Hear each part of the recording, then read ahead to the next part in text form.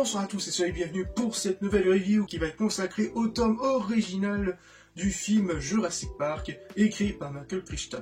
Pour tous ceux qui auraient zappé les dernières vidéos, sachez que j'avais fait une review sur sa suite, à savoir Le Monde Perdu Jurassic Park, que je mettrai forcément un lien ici ou là ou dans la description.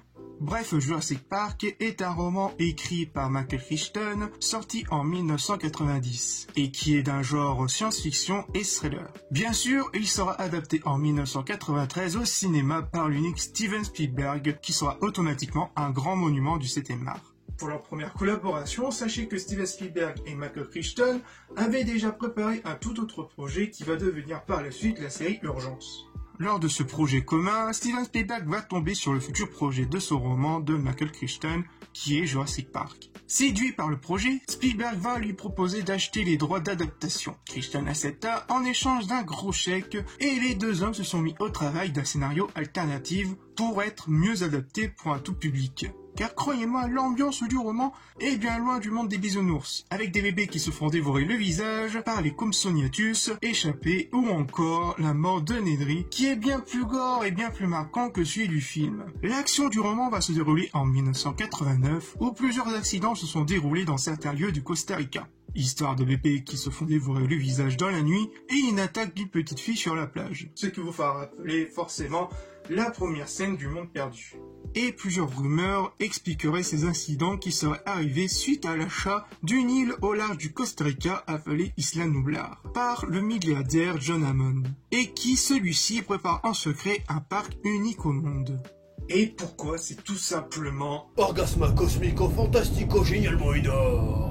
Rien que son histoire qui est très bien écrite et qui va nous imposer par la suite à nous entraîner sur des questions philosophiques comme les limites de la science ou encore les conséquences d'un tel projet voué à l'échec, car la nature pouvant reprendre en un claquement de doigts, reprendre ses droits.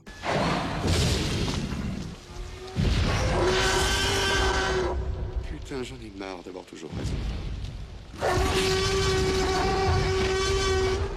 Tout en nous intéressant sur les dinosaures et leur comportement, comme les vélociraptors qui se comportent un peu comme des oiseaux, mais aussi comme des reptiles, bref, un gros mélange des deux. Qui reste toujours de sacrée saloperie. Petite futée.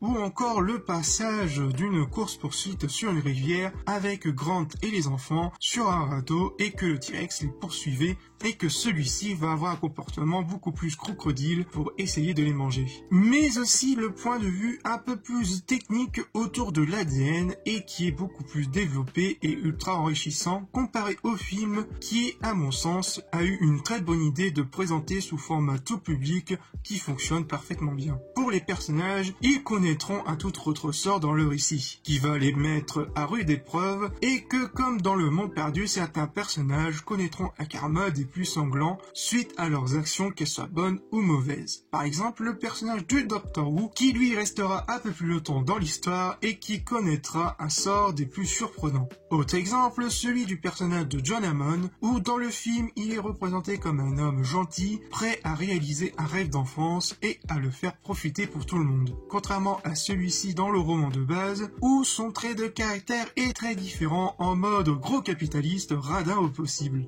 Un peu comme moi au fait.